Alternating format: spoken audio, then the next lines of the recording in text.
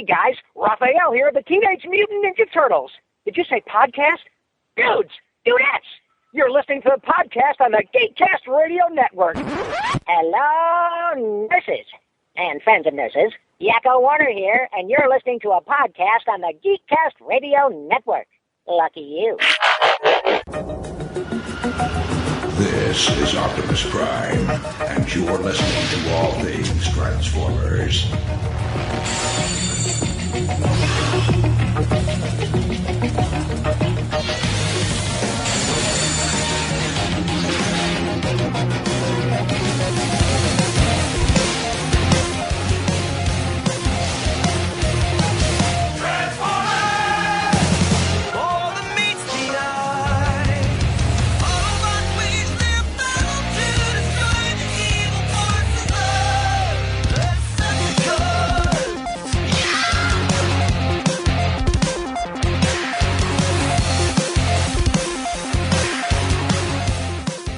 Hello and welcome to an all-new generation of All Things Transformers as we get the origins of any and all Transformers fans that we can. I'm, of course, TFG1Mike. Joining me this time around is Jeremy Dennis from the Transmissions Podcast, also known as Yakko. How dare you take Rob Paulson's name? I was a huge fan, and I started using that name online in high school in the 90s. So, oh, wow. I've met him in person. He's given me his blessing. Yeah, we've talked to him a couple of times here on the GeekCast Radio Network, and I need to get back in touch with him because I want to interview him about his book, Voice Lessons. Yeah, I talked to him about it like right around the time it came out. And yeah, he's so great to talk. Yeah, he really, really is. All right, folks, we've got 25, 26 something questions for Transformers fans. These first 5 should be, doy kind of questions like, well, duh, but we still have to ask them because you wouldn't be here if you didn't grow up with Transformers. But did you grow up with Transformers? At what age do you remember first noticing the franchise? I was in that first group. I was 6 when they came out in 84.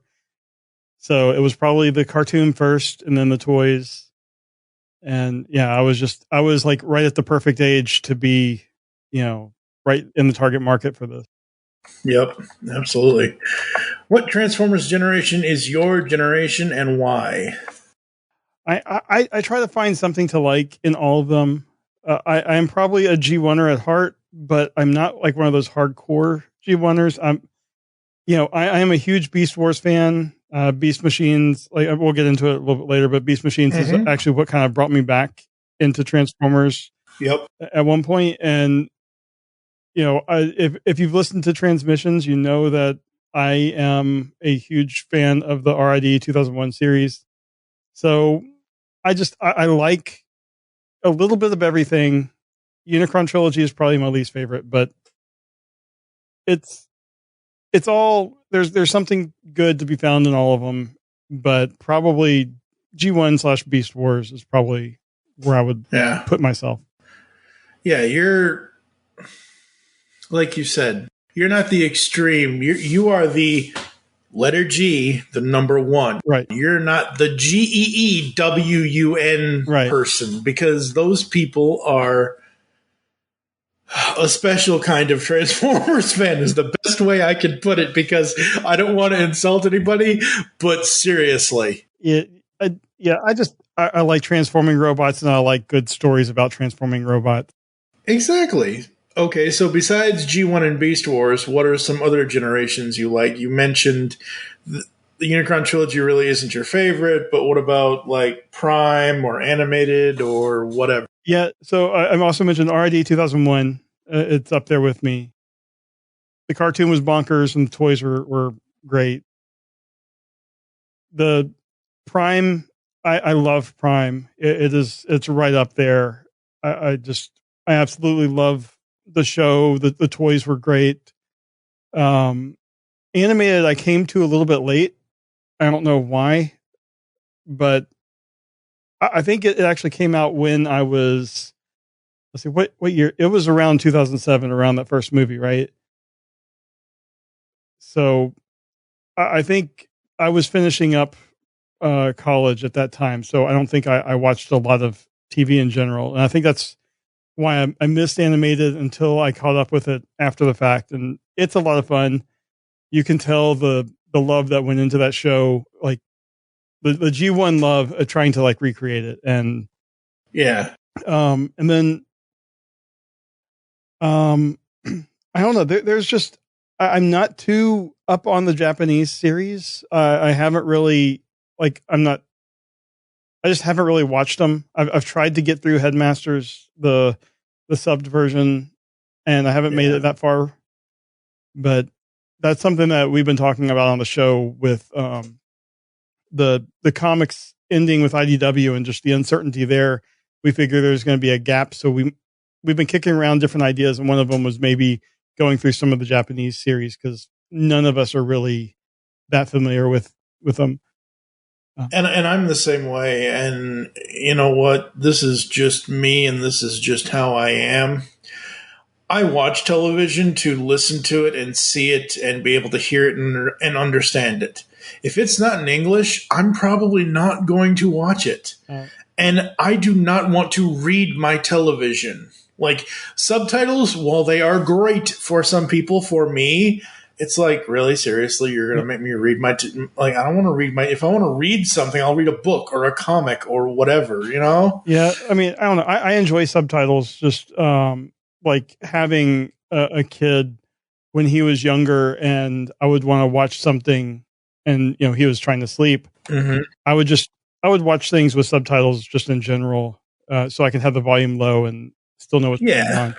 But yeah, I mean that's a specific situation, but just in general to watch it, I don't know. I mean, it's kind of hit or miss. I'm not sure exactly what it is about Headmasters that's been hard to get into, but I'm definitely going to give it another shot. And let's see what else was there. There's the Machinima series. I rank below the Unicron trilogy. The Machinima series I just did not really enjoy much at all. But the Netflix show War for Cybertron gets a lot of flack online. Mm-hmm. I can see like the voice direction is probably my biggest problem with that show. I thought it looked great and the music was great. It's just the way that the actors were directed to give their lines is where I have the problem. Yeah, that's the biggest problem. And the one, as much as I love all of the cast, and we actually got a chance to interview Frank Tadaro Starscream, but the one thing I love about those three shows is Jason Marnosha as Megatron. Mm-hmm. Oh yeah, I mean he was the only good thing about the Machinima series. So I'm glad that they brought him over. Yeah. Is there something where you need a lozenge? I actually have one of them. I'm good, thanks. Because seriously, that is a current day you know what I mean? It's like you don't need Frank Welker, voice god, you know, all that. Absolutely love the guy, would never say anything bad about him. But in 1984 to 1987, that was Megatron. He started it. He gave us the you know, overall whatever for Megatron's voice, even though it was a throat ripper for him. And now in the current day, we have Jason Marnosha doing a Megatron that is sort of similar, but also it's its own thing because he says lines that Frank Welker's Megatron would never say. Yeah, I mean, he's got personality. But I will say, I think my favorite version of Welker's Megatron is Prime. We Decepticons now face our darkest hour. Absolutely, I agree. That went like in such a deeper level in terms of the what he was saying. Yep. And he was just, I don't know, it was like just chef's kiss. Great voice acting. Yeah, because he even said, I've seen a couple interviews with him. I think he said something, and I'm generally remembering this. When they asked him about how he changed the voice up for Prime, he said in G1 he was using like the front part of his vocal cords. Well, in Prime he switched it to using the back part. So you still have a Frank Welker G1 sounding Megatron, but it doesn't kill him. Right. It doesn't kill his voice. He can do it all day long. Yeah. He can do I can do this all day. So I was gonna say, and then the last series I think I've been in love with, and getting to watch it with my son was great. Is the BotBot show? Love BotBots. Yeah, watching it with my son and having experiencing it through him has been great. That was just amazing, and he loved it. We actually had him. I recorded a little review of the show with him for our podcast, and I think that was awesome. BotBots. How old is your son? He's almost 8. Okay, he's almost 8. So he's perfect, at that right age again. Right. So how because I don't remember, I'm sure I probably listened to that episode, but how did he react to those episodes? How did he react to those characters? He loved it. He thought it was funny. He laughed at the right points. He followed the story along. I can't remember who he said was his favorite character, but I know every so often we'll look at each other and he'll be like, "Bot bot," from was it Sprinkleberry? Yep. And so I don't know. He had a lot of fun with it. And BotBots. If you can keep a 7-8-year-old's attention for a half-hour show, I guess this was 12 minutes, but yeah, it kept his attention, which is impressive these days. Yeah, and me being a 42-year-old white guy who grew up on Transformers, and we, I've gone through, just like everybody else that I've talked to, we've all gone through all of these generations. And I've always said all of the Transformers generations matter. We may not like some of them, but that doesn't take away from the people that may. I'm sure there are plenty of Unicron Trilogy fans out there. Oh, yeah, definitely. That's fine. And with BotBots, for me, it took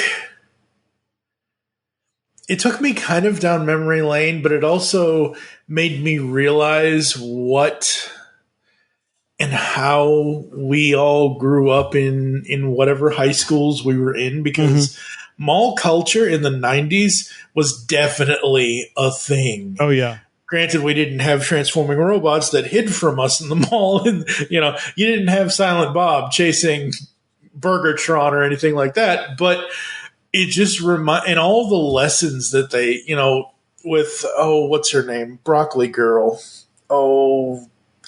God, the one that doesn't have a squad anymore, right. And then they realize that, the Lost Bots are technically their squad now. They don't have to go back to the squads they came from. They made new friends with each other. I love that show. And at some point, I've mentioned this, that we're going to do an episode on that series here on All Things Transformers. I just don't know when yet. But BotBots is awesome. Yeah. I mean, and as an adult, you saw from episode 1 what the resolution was going to be at the end. Yeah. But watching him figure it out, it was just, it was so much fun watching a well-made show through his eyes. And yeah, it was just great. And Bonsai is who you're looking for. Bonsai. That's right. Yes. Sorry. I had to look it up. It was say Broccoli Girl, but that was the first thing I thought of. Bonsai. Do you like or loathe the bayverse, or are you indifferent to it? I loathed it as it was going on, and now that we have some distance, I'm kind of indifferent. I like the 07 movie, and it was great seeing a live action Transformer. It has its problems, but I feel like it was the best made of the ones that Michael Bay did. Yeah. And Bumblebee I also really like, but that's not a Michael Bay. No, that's Travis Knight. But the other ones in between, I'll watch them if I just want a popcorn flick and I don't want to have to actually think about it, but it's not good Transformers. The best thing that came out of the live action films is the Jablonski scores. That music is amazing. Yeah, that's the best. Go ahead. I was just saying that's the best. Yeah. I haven't edited yet as of this recording, but Dr. Pants's episode, which is before this, he said, and I'll ask you this later, he said his favorite piece of music is during the initial Bumblebee scanning the concept Camaro in the very beginning of the movie, when he kicks Sam and what's her Michaela name? Yeah, thank you. When she insults Bumblebee and he kicks him out of the car and he goes to make himself better. I love that piece of music, but I was watching the movie because we're going to actually be doing a full-on one episode per film later this summer here in All Things Transformers, revisiting the films. Gentlemen, Bobby Bolivia, like the country, except without the runs. How can I help you? Well, my son here, looking to buy his first car. You come to see me? I had to. That practically make us family. Uncle Bobby B, baby. Uncle Bobby B. Sam, let me talk to you. Sam, your first enchilada of freedom awaits underneath one of those hoods. Let me tell you something, son. A driver don't pick the car. The car pick the driver. And I forgot how good the 07 was. I mean, yes, like you said, it has its issues. They all have issues, and they all get progressively worse, but seeing that come to life, even though some of those robots have their inside bits on the outside, I just like the first time Bumblebee transforms, it's like, holy crap. Yeah. And it's not directly G1 animation come to life, but it's, it has that sentiment to it. Yeah. And I mean, I do like that they do make it look impressive. Like the first time you see Bumblebee and Optimus transform, it takes a long time because they're like making it look extra good. Yeah. And, I appreciate things like that. But Michael Bay did not understand Transformers. And no, he did not. I think I saw something with like Spielberg talking about like some of the early meetings because he was an executive producer or something on it. And Spielberg got it because he had kids that had Transformers, so he was familiar with them.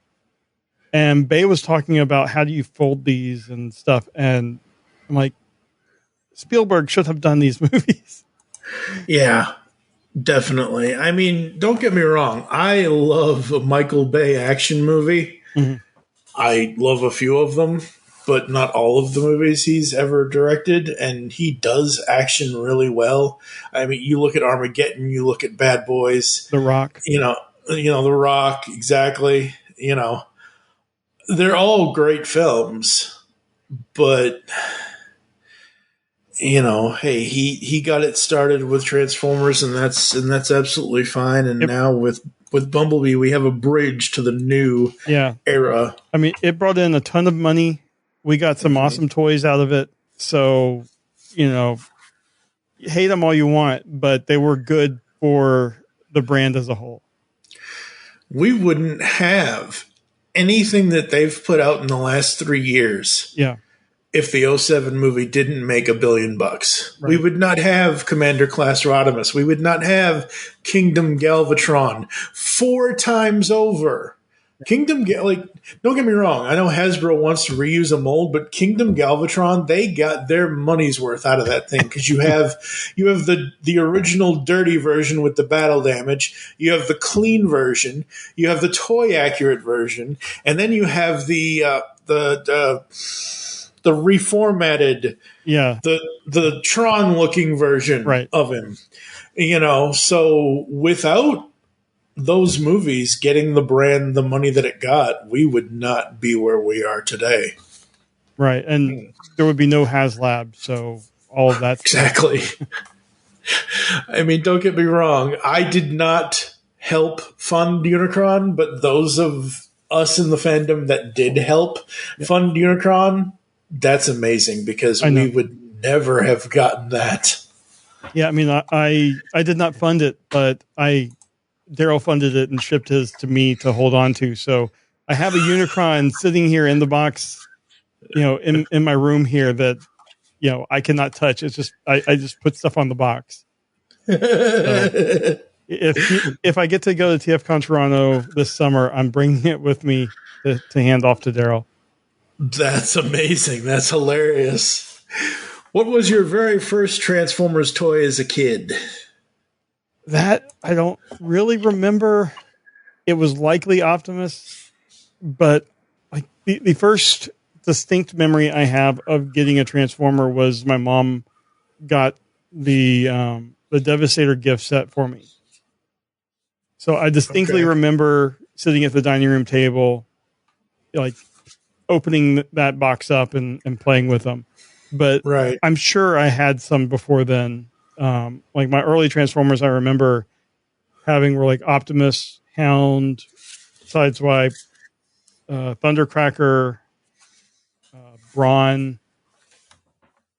I never had too many Decepticons for some reason until the Devastator.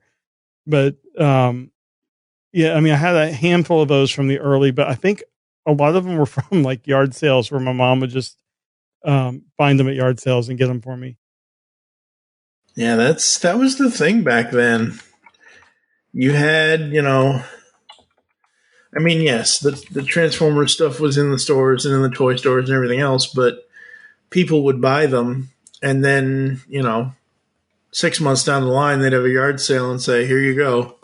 Here's all these Transformers or all this, everything else. I mean, not that they did buy it, but they went to, I don't know how this guy did this, but there was that Transformers episode of Pawn Stars where the dude has like 6 Omega Supremes or set, you know what I mean? He had this whole room filled, and I'm like, oh my God. It's just hilarious. Growing up, did you and your friends ever pretend to play Transformers at, say, school recess? So basically, it's LARPing. Like, you're going to say, I'm going to be Hot Rod, and I'm going to save the day, and I didn't kill Optimus Prime, Megatron did.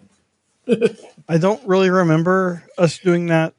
If we were doing anything like that, it was probably He-Man, because it's easier to pretend to be, a human character than a robot.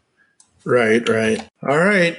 The end-all, be-all question. Who is your favorite Transformers character from any incarnation? You can pick one Decepticon, one Autobot, one Maximal, one Predacon. Oh, Decepticon, probably go with Soundwave. Rumble Frenzy, Ravage Rat-Bat, Eject, Operation Interference. Okay. He's always been badass in every incarnation, pretty much. Autobot, I don't know. I mean, in terms of one that actually got screen time, probably Sideswipe, I'm guessing. Okay. I don't know. It's hard, but... All right, bro. Let's go. I have a soft spot for Scrounge, even though he's got, like, a few pages of content to his name, but there's just something about Scrounge that, like, it really hits me in the right spot. Maximal, probably Optimus Primal. I've always enjoyed that character. Okay, which body? He has so many of them. Whenever I picture him in my head, it's always the first body. Okay. So let's do it. Cool. And I never had any of the toys for the other ones, just the first one. Very cool. And for Predacon, I know it's popular to go with Beast Wars Megatron, and he's great, but probably Waspinator.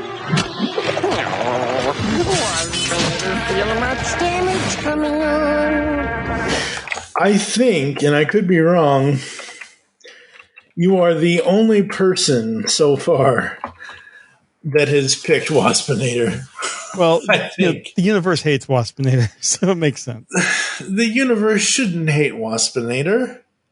Waspinator didn't do anything to the universe. Waspinator is just trying to survive. Right. He's the ultimate winner of Beast Wars. Pretty much, yeah. Until the humans turned on him. Well, of course, he said something stupid, and then they turned on him. But, yeah. What are some other Transformers characters that you like? I'm trying to think of I like Windblade. It's one of the newer characters that I like. Her characterization until All Are One, I think that was just such a good book, and I just really enjoyed it. Yep. I gotta look behind me at see who I have a lot of. Prowl is always a good one, especially in the James Barber RID comic. Yep. Black Arachnia was always fun. Yeah, I love Black Arachnia. She's great. Yeah. Dinobot, of course. Of course. I think the only time they freaked me out with Black Arachnia was in Beast Machines when she got reformatted and like the 20 eyes popped up. Oh, that was the only thing that creeped me out. Yeah, definitely. And are there any Transformers characters you hate? Ones you just can't stand, ones you don't want to be around, ones you don't ever want anything to do with? I mean, in terms of characters, not really. I don't really... I don't know. I just don't really have that kind of visceral attachment, I don't think.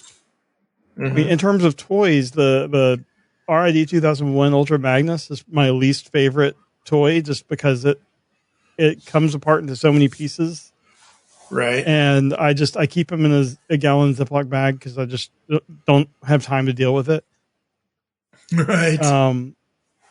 But just in terms of characters that I hate, I can't really think of any that, you know, like when they come on screen, I'm just like, oh, this guy. I understand people have that mentality, but I'm really surprised that the last couple of guests haven't even mentioned.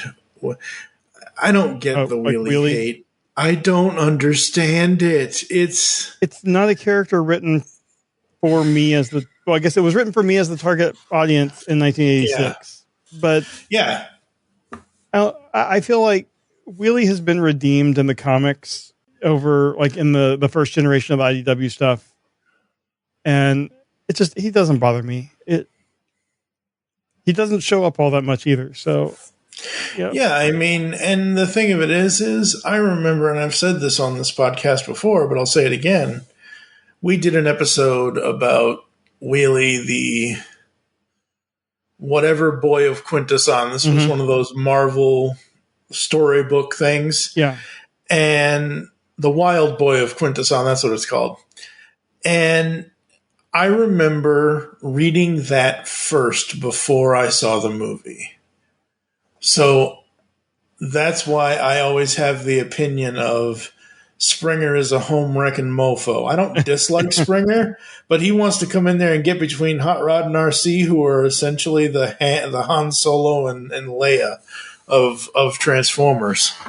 I don't know. It is what it is. Yeah. Over your lifetime, as you got older, did your interest in the Transformers franchise grow stronger or get weaker? I mean, in general, like in the macro level, it's gotten stronger, but there were times where it was like, I never hated Transformers, but just my interests were elsewhere.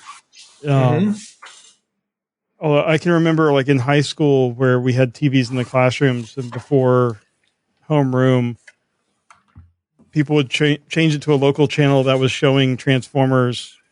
I think a local channel was showing like the G2 episodes. So we would watch it there in high school. But then in college, for a while there, I don't know, I wasn't really that connected. I think I followed some of the early online stuff. Yeah. But it wasn't. Well, I mean, you're in college, you're an adult. Maybe put some air quotes, an adult. Yeah. You're trying to be, you've grown up. You haven't grown out of it. You still enjoy it. Like you said, you don't dislike it, but it's not at the forefront of your mind because you're in college, you have classes, you have extracurriculars, there's hot cheerleader chicks or whatever. You know what I mean? Like, not really in my circles, but yeah. Well, okay, but I'm saying in general, when you look like right. Any college anywhere in this country, there's always a cheerleading school.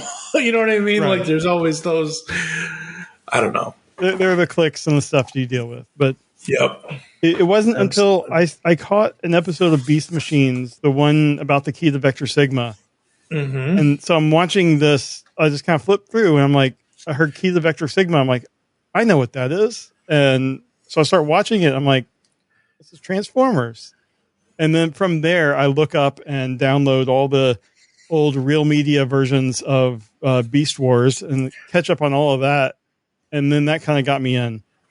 And, you know, I started a site called Iacon Hub, primarily so I could get the episodes, but it was like an early file sharing site before Napster. Right.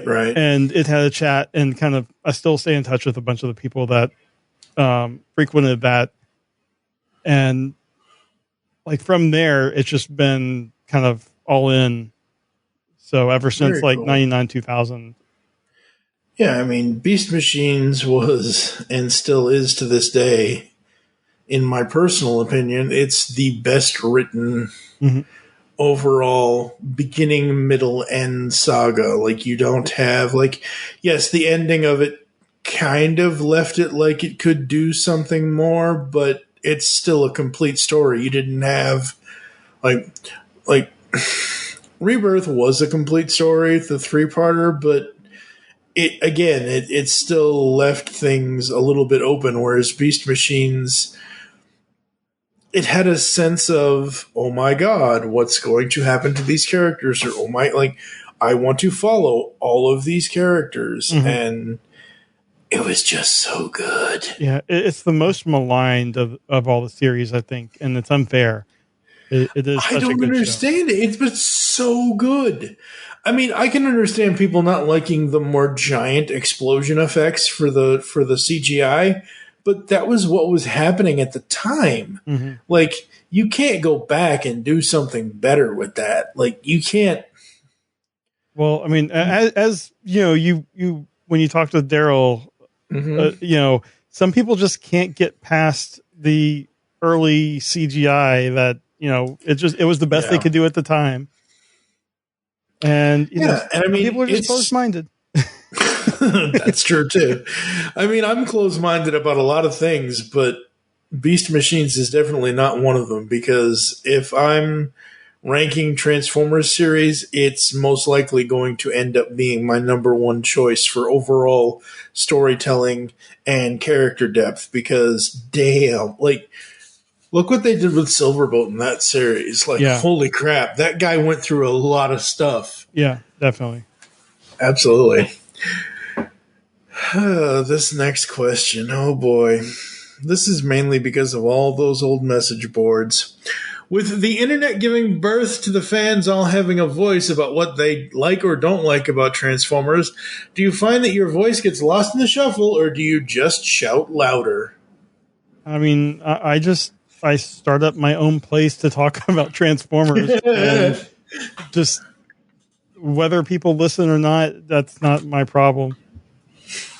So, I mean, like I said, in like 99 or no, it was 2001, I started Icon Hub, and that had a chat room, and a bunch of us talked Transformers and stuff. And then, you know, 2013, I started Transmissions, and, you know, got Daryl and Charles and Yoshi. And, you know, if people don't listen, I still like that I have, you know, some people to talk with every week about Transformers. And yeah, you know, it's been fun. It's kind of like Neil Ross said in his book. The joy for him is in the performance, not the playback. Right.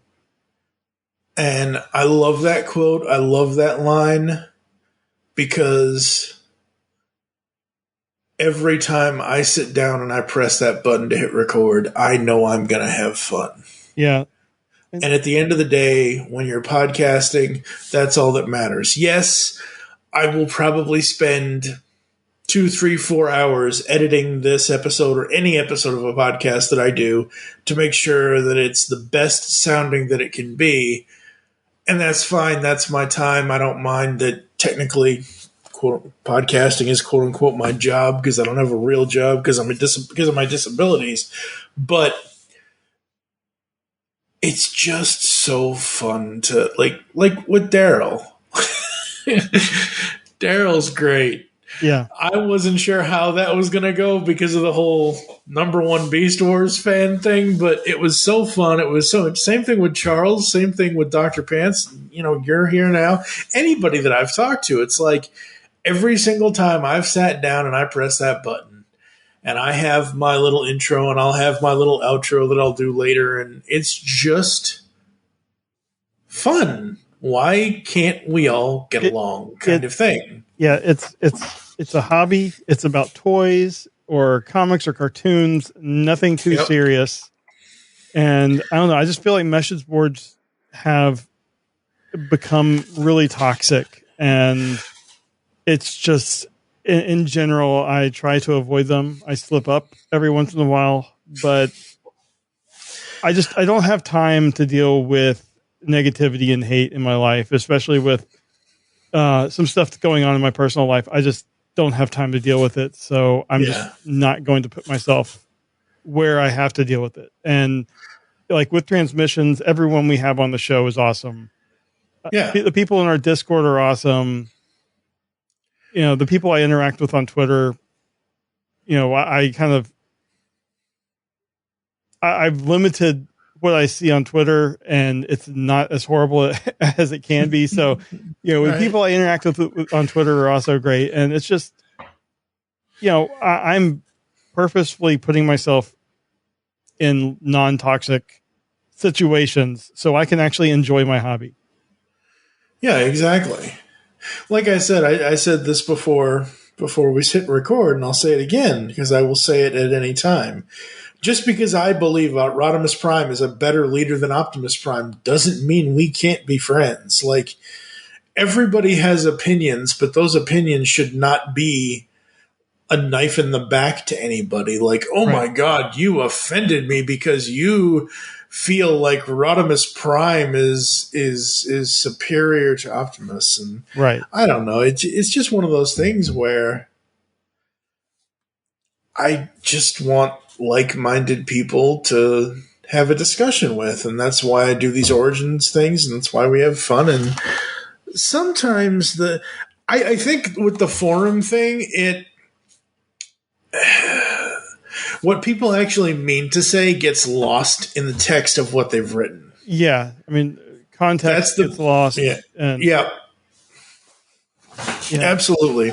But you know, we've talked with people that love the Bay movies, and like the way we go into reviewing stuff is not to just constantly rag on it. We try to find positives and negatives to everything. So even like, you know, if we're looking at Age of Extinction, which I think is the worst out of all of them, just because of all the production issues that went through. Right. You know, there are still some good things to point out about that movie, even though on the whole, I think it's a horrible movie. If I were reviewing it and talking about it with someone, I wouldn't just slam them because they thought it was the best movie ever. Yeah. Yeah. You have to be fair, and everyone is allowed to like what they want to like. Absolutely. What is your Transformers personal anthem song? Examples, but you don't have to choose these. Obviously, Stan Bush, The Touch, Dare, anything from Vince Cola. I wish, and I'll say this every time I ask this question to people, I wish somebody would put out Beast Wars and Beast Machines musical scores, because those need to be out there somewhere. But what would your personal Transformers anthem song be? It's tough because there's a lot of music out there that like not a lot of people have heard. Our friend Jim Simonic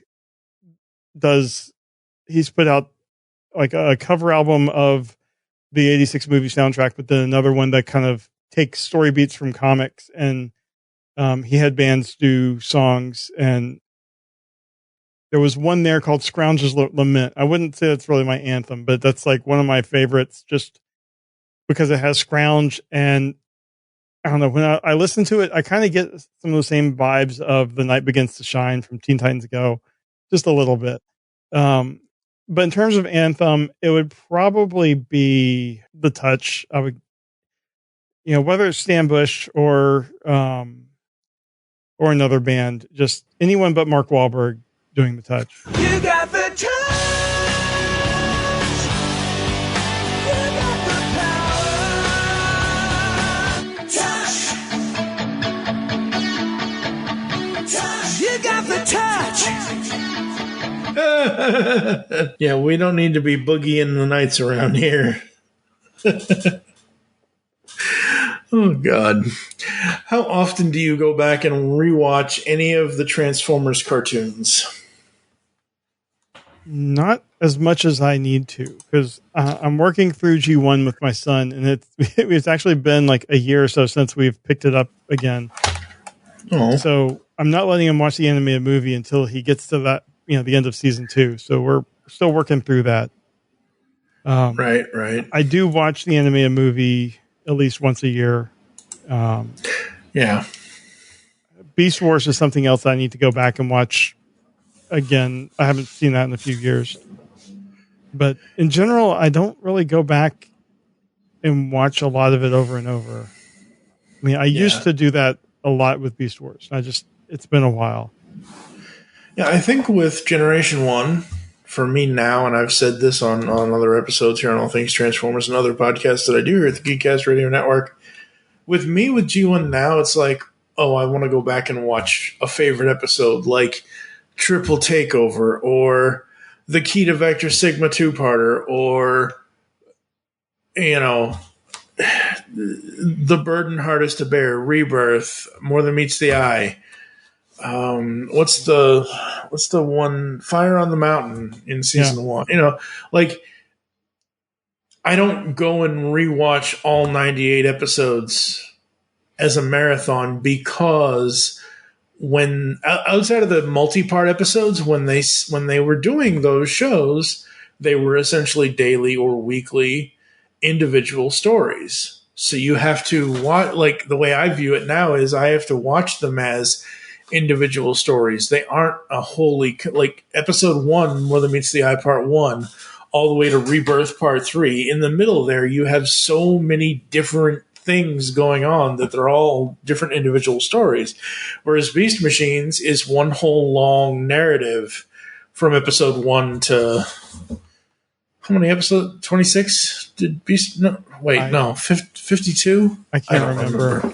I can't remember how many episodes Beast Machines has, but yeah, it's, when we need to go back and rewatch them or when we want to have, I missed this or I want to watch this to kind of relax. Not necessarily a turn your brain off kind of thing, but like I want to go back and re-experience this episode, like not Starscream's Ghost. What's the episode when they go back to Camelot? Decepticon Raider and King Arthur's Court. Yeah. Like these episodes are now in 2022. You can single them out and just enjoy the stories. Yeah. I feel like we have so many more stories to choose from now. Like absolutely. When I would watch like Beast Wars over and over in the like mid 2000s, there were no like IDW comics, and now I might rather go back and reread More Than Meets the Eye or Till All Are One or something like that, or Wreckers. Yeah. So there's just so many more stories to choose from with these characters, and the G1 episodes just might not be my favorite stories to tell anymore. Yeah, but they're still there. Like I said, they're still there to go back to if you wanted. Like, yeah, you're right. Absolutely. The IDW comics are amazing. Right. I have not read Phase 1. I started with The Death of Optimus Prime, and then I went into More Than Meets the Eye and Robots in Disguise. So I basically started with IDW 2.0 all the way up until they brought Unicron in. And I am so glad, and I will say this in every episode of Origins that we do, I'm so glad they waited so long to bring Unicron in because we got so many awesome different stories. Like, Rodimus. IDW Rodimus. Oh my God. I love that guy. Just the character work that they did with Megatron was absolutely. Yep. But Megatron the Autobot, love that. yeah, but going back to like what we were watching G1, I think as I go through it with my kid, watching it through his eyes, just like with bots and stuff, that's really where I'm getting my enjoyment these days. Yeah, absolutely. And then because when we get to the movie, watching his soul be crushed, that's gonna be great.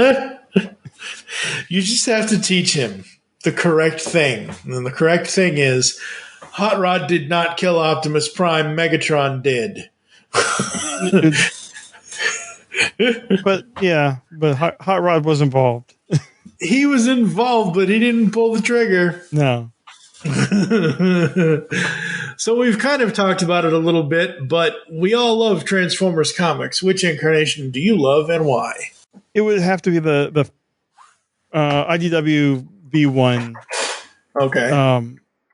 Just because, I mean, at this point now, it's a complete story from Phase 1 through Unicron.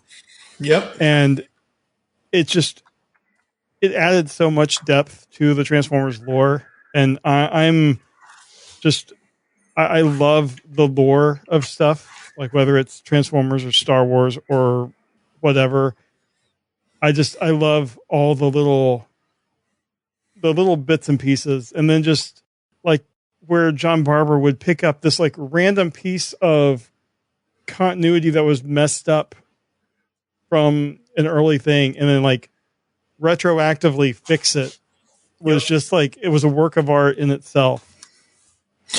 Yeah, it really, really was. It was an adventure. It was, you had, the way I always describe it to people is, like I said, you start with the Death of Optimus Prime one shot, and then you can, like Robert Frost said, two roads, two paths in the woods, take whichever one you want, whether you want to go to Robots in Disguise, or which is on Cybertron, or Mother Meets the Eye, which is out in space, or you can read them both, You get two very different stories with two very different distinctive sets of characters, and the writers, along with the artists. Oh, man. And for those first few years, everything was just so kind of in sync. And it was really tight. And I don't know, I love the different characterizations and just the addition, like the addition of the whole romance aspect that had never really been touched on other than like, Optimus and Alita 1. And, but they actually gave these characters kind of realistic relationships. And, there are those haters out there that don't want like relationships in their Transformers, but I just thought it made the characters so much more real. And it made them more relatable. Right. Like, just because I'm heterosexual doesn't mean that I can't enjoy characteristics of Rewind and Chrome Dome being in a relationship. Because honestly, the whole Rewind Chrome Dome, I don't want to say love affair, but let's say romance, that whole thing was the first time in I'm just going to say 40 years because 2024 is the 40th anniversary of the brand. Like, Rewind didn't really get much up until then. Like, yeah, he was in the G1 cartoon a couple of times. He was used. And poor Eject, same thing. He didn't get much. I think Steeljaw and Ramhorn got more time in the cartoon. But throughout the comics, these characters, especially in the IDW run, the writer, James Roberts, added so much more, and it was so enjoyable. And it didn't matter that it was the relation. Like, I don't care. Yay, you found someone. Great. That's awesome for you. And now I'm reading your love story with the person that you care about. It was just so, like, if people pick up IDW 2.0 and they don't have some sort of emotion with what happened throughout the story to Rewind and Chrome Dome, then they're cold as ice. Right. I mean, and say what you will about the new, like the 2019 series. The Ruckley series. Yeah, but a lot of those, that aspect has been carried over. So, that has been good. And, for my part, I thought it's been done well, but, that whole series has other issues, but I thought the characterizations have been pretty spot on. Yeah, absolutely. How big or small is your Transformers toy collection? It is medium. I've never counted all my figures, but I have a couple bins of toys that just are in my basement, and then I don't know how many I have on display, but a handful of shelves here I have on display. So I would characterize it as medium. It's not nearly as big as like Daryl's. So it takes up maybe one room in the house, but it doesn't take up the whole house. Yeah, well, I've been told that it's not going to expand out of my office area in our basement. So that's why I have a couple bins put away. Right. But yeah, if you ever see our trips to the store segment on YouTube, basically my backdrop is all my shelves. So very cool, very cool. I'll have to catch those. I usually only listen to the audio stuff, but I'm gonna have to start catching those trips to the store. I'll have to go back and watch some of those. How do you feel about non-transforming Transformers like Funko Pops? They're there for people that collect them. Mm-hmm. If you remember the Heroes of Cybertron line from 2003, 2004, yep, I have a ton of those, and I loved collecting those because they were affordable and I was broke. So, yep. So it was, and they're great. They're great characterizations, like great representations of the characters. Absolutely. Yeah, I'm not a big Funko Pop guy in general myself, and that's fine. I just use that as an example of I know you're really into them, and that's fine, but it's just not something for, I have maybe 2 or 3. My son likes them, so he has more than me, but I think it makes sense sometimes to get a non-transforming version. Like, if a character is obviously never going to get a transforming figure, or it'll be a while, and you want to have that character represented, like a Tarn. If you want an official Tarn, the only way you can get it now, I think, is through I think Flame Toys has one, but it's not going to be transforming. So one day Hasbro will give us a Tarn. Yep. But the statues and stuff are really what I don't understand. The statues that are like really expensive. Yeah. That's for a special class of collector, and that is not me. Yeah. The only statue that I've really ever wanted is that old Unicron one.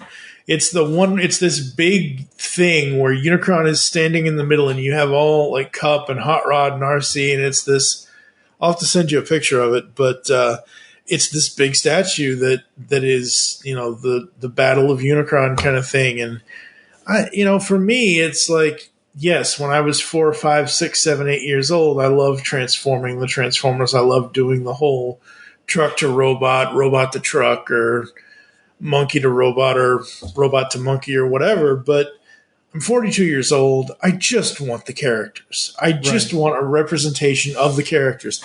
That the Jada Toys 18 die cast set. Oh my god, that's amazing. Yeah, the thing is great. I think if you look at most people's collections, mine included, we transform them maybe once or twice, get them in the mode we want them to be displayed in, and then they go on the shelf and we don't touch them for years. So it doesn't really matter in the long run. They're essentially statues. Essentially, yeah. What is the one Transformers toy you could never part with ever? So the house is on fire, but all the humans and pets and everything is safe. But what's the one that you'd run back in to save? Well, right now, Daryl would make me say his Unicron. but out of my collection, it would probably be my my MPO1 Optimus Prime with the box I got Peter Cullen to sign. Oh wow, very cool. That was I got him to sign it at BotCon 2004. So that's awesome. Very, very cool. What was the most money you spent on a Transformers toy or a Transformers toy item? A toy item is like a piece of art or, something like that. I would guess it would be some of those, like I did BotCon 2011 and 2012, and you would get those Primus packs that have, the big box set of toys. Yep. And those were pretty expensive. So probably one of those. Yeah. That BotCon 2011 set is awesome. Yeah. And I would buy one, and my wife, I would have sign her up as well, and then flip that one to pay for the entire weekend. Yep. That's what everybody used to do. Yeah. Absolutely.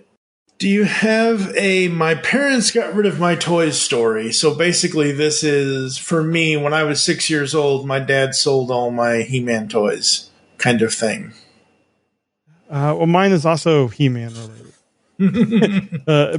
I think my mom knew better than to get rid of my Transformers, but after I graduated high school, my parents got divorced, and my mom had a yard sale before she moved, and she had my Castle Grayskull and sold it, real cheap as it would go in a yard sale.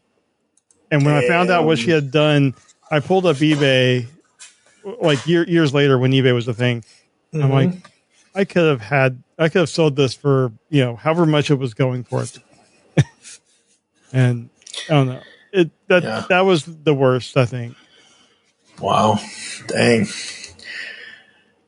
All right. If you could voice any Transformers character, who would it be and why?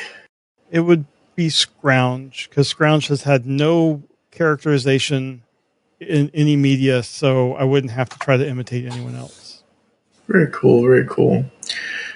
Who is your favorite Transformers actor? I say actor because they're all actors, but, voice actors, kind of thing. Who's your favorite? Oh, it's tough. They're all really great. I would probably go with Greg Berger, just because he has been so awesome just as a person. Yeah.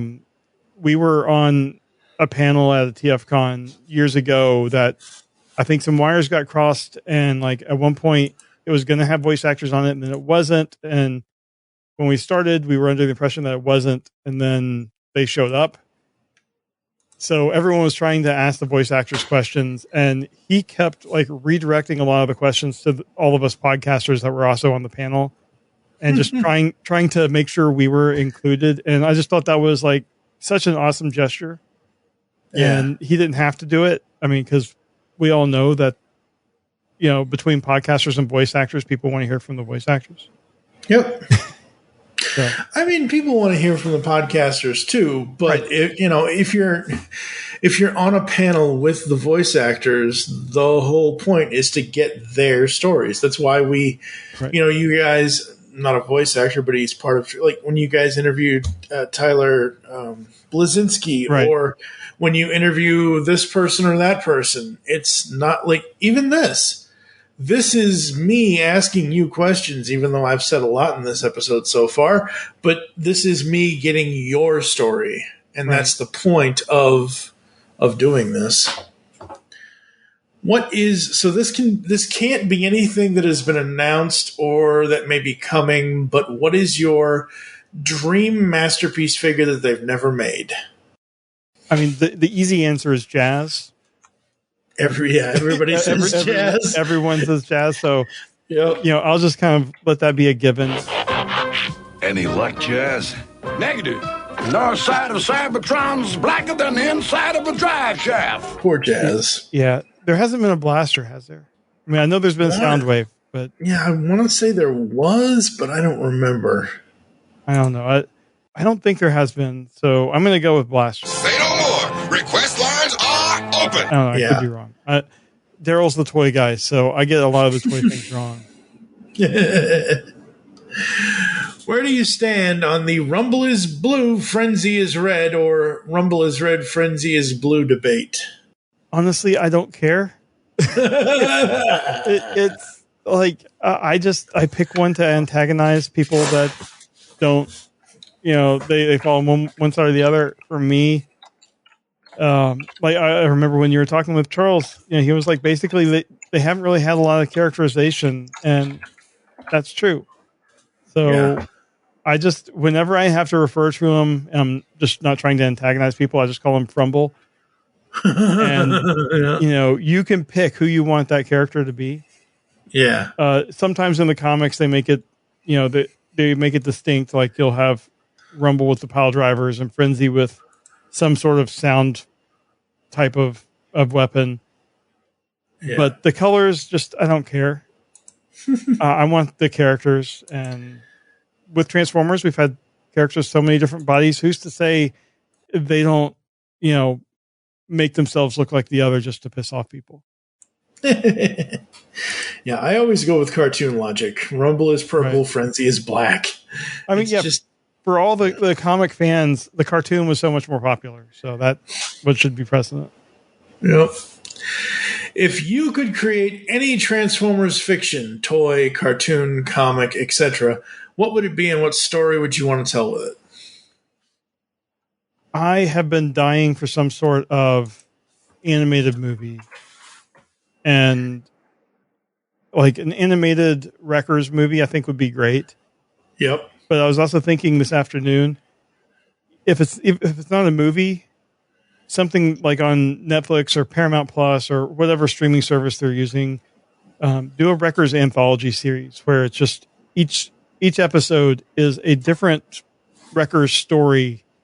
It's all like loosely tied together in like an overall arc, but everyone's kind of a standalone story. I think. So basic. Oh, go ahead. Sorry. The Wreckers. There's so much there that can be mined for good content that would work in either a traditionally animated show or 3D animated, either one. Yeah. Basically, what you want is something like what Marvel did with What If. It started out as individual stories, but I think by episode 6 or 7, it went into this, long narrative to get to the end of the season. Kind of. Either that or some kind of mix between that and the A-Team, where like maybe the Wreckers are presented as a group that people know if they can get a hold of them and hire them for a job, they will do the like dirty jobs to, solve whatever problem. I remember it's Steven something that originally did the future TFG1Mike here. I just wanted to correct myself. The actor's name was John Ashley, and he passed away in 1997.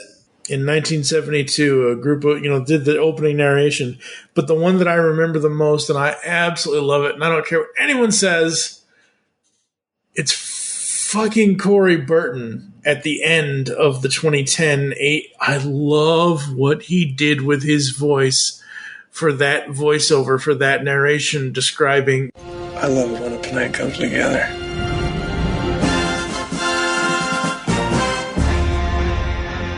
Still wanted by the government, they survive as soldiers of fortune. If you have a problem, if no one else can help,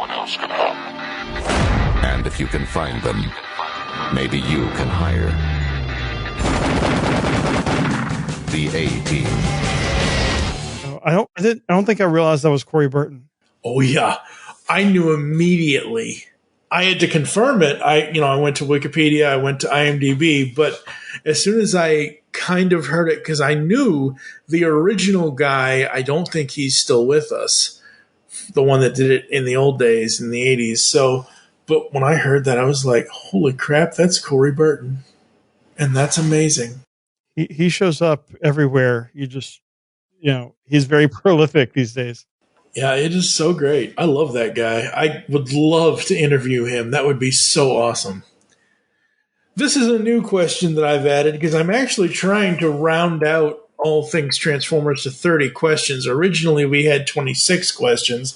So this is a new one. So you are the second guest to be asked this question. If you could live on any Transformers world that you wanted, where would you live? And obviously, you can breathe, you can this, whatever. Basically, pick one of the IDW colonies. Where would you want to live? I don't know. IDW ones, it seems very violent, regardless of where you are. True. I don't know. I guess Velocitron seems cool. Yeah, it does. I think Velocitron and Eucharis are the two really cool planets in the Transformers colonies in IDW. All right, last question. What is the one piece of advice that you'd give the Transformers fandom and Transformers collectors in general? Stop taking everything so seriously. Just enjoy it and let other people enjoy what they want to enjoy as well. Yep, absolutely. I completely agree. That's the same. That's going to be the answer everyone gives because honestly, that's the best advice. I've been saying recently, why can't we all get along? Yeah, it's just life is too short to just argue over stupid stuff. Just enjoy what you want to enjoy. Let other people enjoy what they want to enjoy. If the streams cross, then great. If not, y'all are all still fans of transforming robots, and that's never a bad thing. Absolutely. All right, folks, we're going to take a quick break. You're going to hear some ads and some other stuff, and we will be back after this. Fleeing the wars that devastated their home planet of Cybertron, most of the Autobots made Earth their temporary home. Under the leadership of the powerful robot Optimus Prime, the heroic Autobots battled fearlessly against the assaults of the evil Decepticons, protecting their new human friends. Now it is the year 2006, and the Autobots have reclaimed the planet of their origin, Cybertron, to establish a new golden age. In migrating from Earth, they have been reunited with companions from other regions of the galaxy, including Skylynx, the gigantic space shuttle, Blur, There, I've turned off the ghost so we can walk. the fastest car on wheels, Cup, the flinty old warrior, Wheelie, who always offers advice in rhymes, Springer, the mighty helicopter, Arcee, a forceful female Autobot, and Wreck-Gar, the leader of a tribe of Autobots that dwells on the planet Junkion. The Autobots have a new leader, Rodimus Prime, who inherited from Optimus Prime the Autobot matrix of leadership. As a receptacle of the wisdom of Autobot leaders for the past millions of years, the matrix helps Rodimus guide the Autobots in their darkest hours as they fight to end the tyranny of the evil Decepticons. Because the world needs another movie podcast. The GeekCast Radio Network presents for your listening pleasure the Cinema Geek. Hosted by Amanda, Kevin, Matt, and Dan. Each week we dive headfirst in the landscape of movies as we discuss movie news, play movie games, go in-depth on reviews, and even have a top 10 countdown or two. Also, don't miss our director retrospective series, where we review noted directors' movies film by film. Bottom line is, if you love movies and love podcasts, you need to experience the Cinema Geeks. You can find us on iTunes, Blog Talk Radio, or GeekCastRadio.com. Like science fiction? Of course you do, or you wouldn't be listening to the GeekCast Radio Network. Well, the Mark Who 42's Universe podcast is an award-winning sci-fi radio show that's been around for over 10 years. We cover everything from Doctor Who to the MCU to pop culture and everything in between. A new show drops on Tuesday mornings on the GCRN website and all of the major podcast platforms. So listen to the Mark Who 42's Universe podcast from the universe and beyond.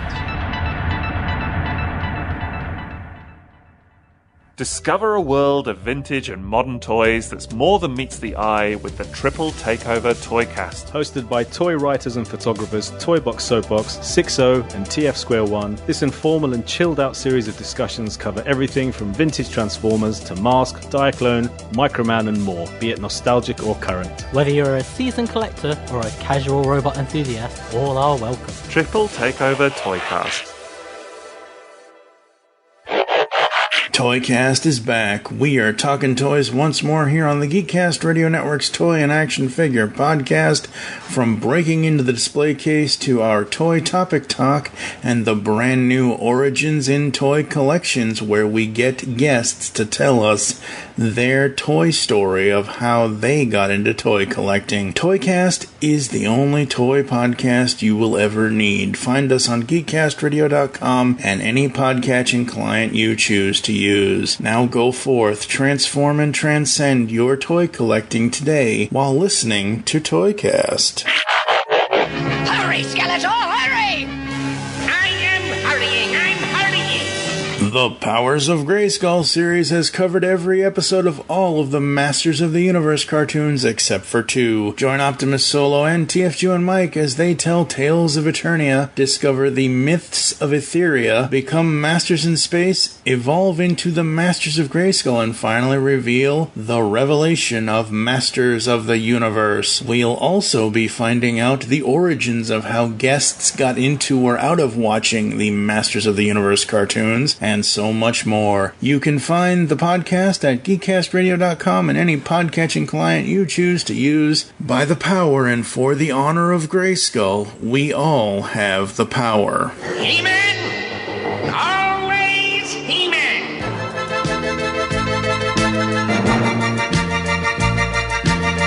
Hello, all sentient beings. Want the latest on everything going on in the Transformers multiverse? Check out the Transmissions Podcast Network. We've got weekly podcasts covering everything from Alpha Trion to Omega Supreme, from old school G1 all the way up to Cyberverse and beyond. And you don't want to miss Empire of Rust, the world's first and only Transformers live play role-playing game podcast. If you love Transformers, there's something for everyone at transmissionspodcast.com.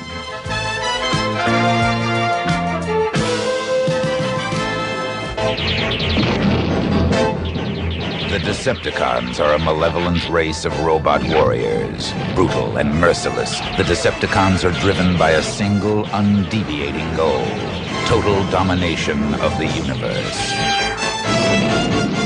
In the war that raged between the Decepticons and Autobots for millions of years, their home planet of Cybertron was drained of its once rich sources of energy.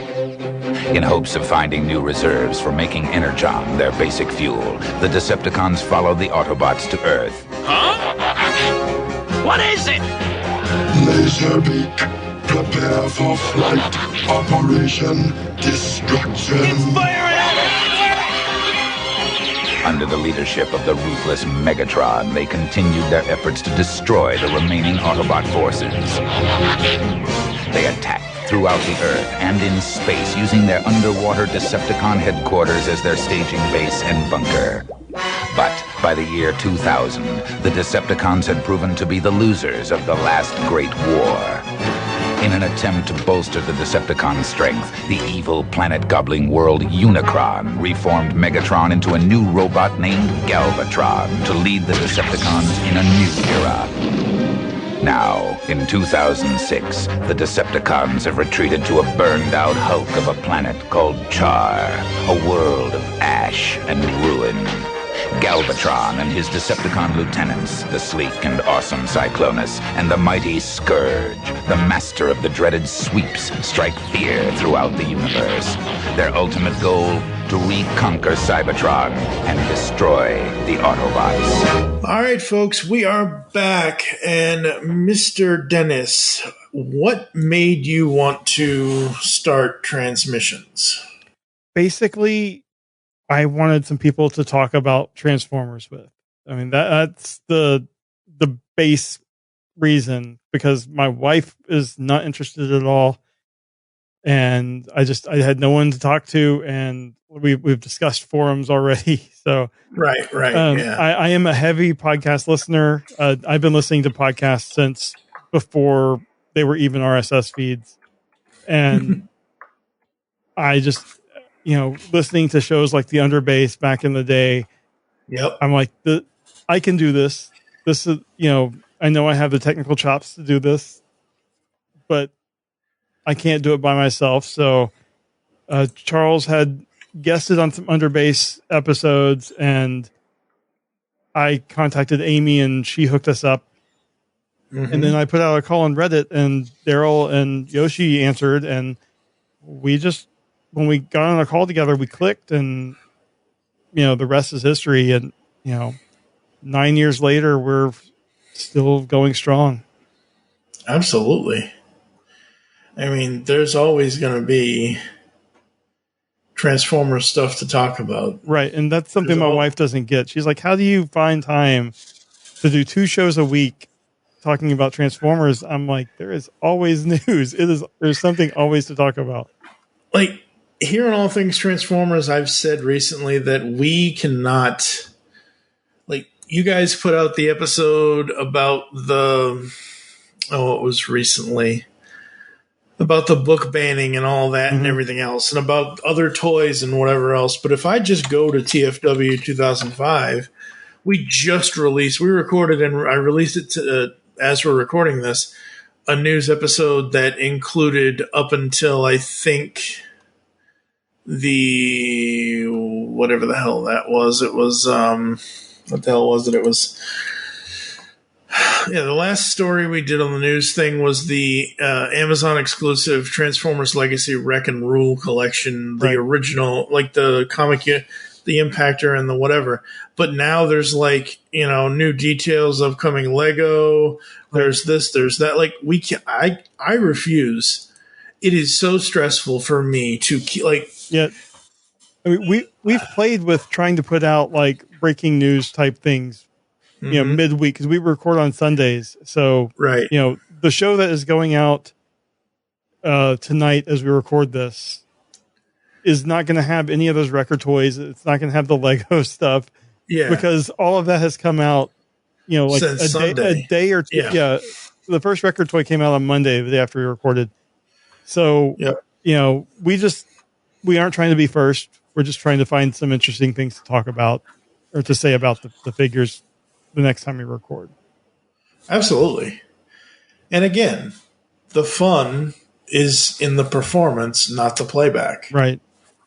That's just what it is. Yeah. I mean, all right, I can't believe that we're still doing this after 9 years. It's just, I mean, Steve Megatron created All Things Transformers in 2008, so we've been doing it for, whatever. But, I mean, I only started listening to transmissions in the last couple of years, and I mostly listen to the comic reviews because I'm interested in the comics because with having my own Transformers, or not my own, but Steve, you know what I mean?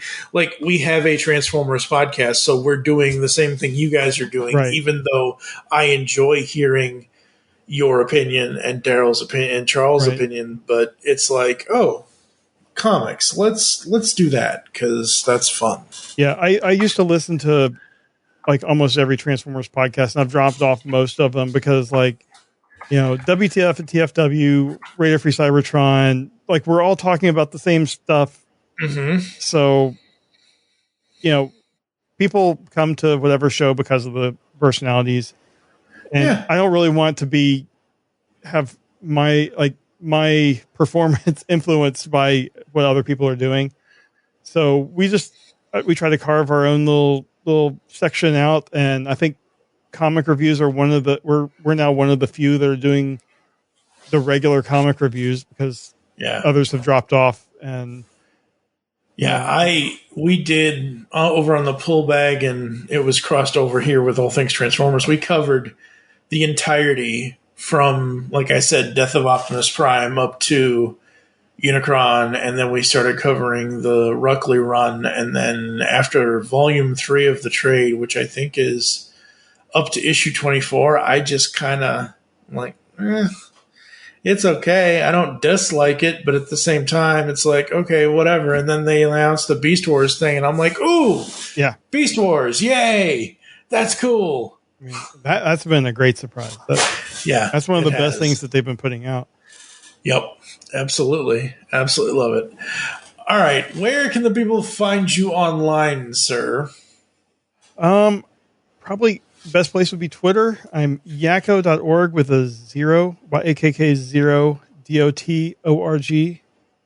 And you can also go to YAKK0. Well, hold on. Go to yakkoyaks.com as well if you want. That's a podcast I don't really keep up with very often anymore, but I put out every so often when I have something I really need to say and get out, I'll resurrect it and put something out. Very cool. Very cool. All right, folks. Thank you for joining us here on All Things Transformers. If you'd like to get in contact with us or leave feedback for the show, there are several ways to do so. Visit the website, geekcastradio.com, where you can listen to and comment on all of our content. Send an email to feedback@geekcastradio.com. Follow us on Twitter @GeekCastRadio for Network, All Things TFV3 for the show. I am @TFG1Mike. We're also on Facebook. So for now, I'm TFG1Mike with Jeremy, a.k.a. Yakko. We hope you'll transform and transcend with us next time here on All Things Transformers.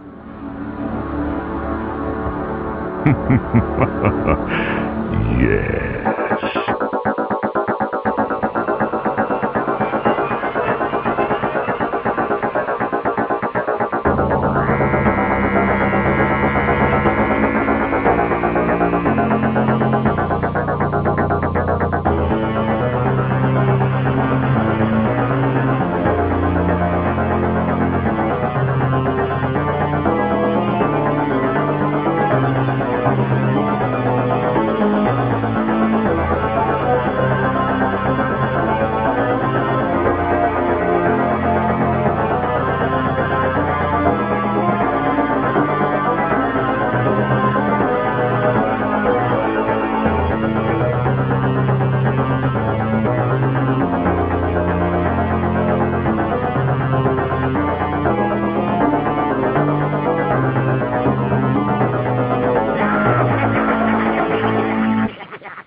I wish to speak to my lawyer.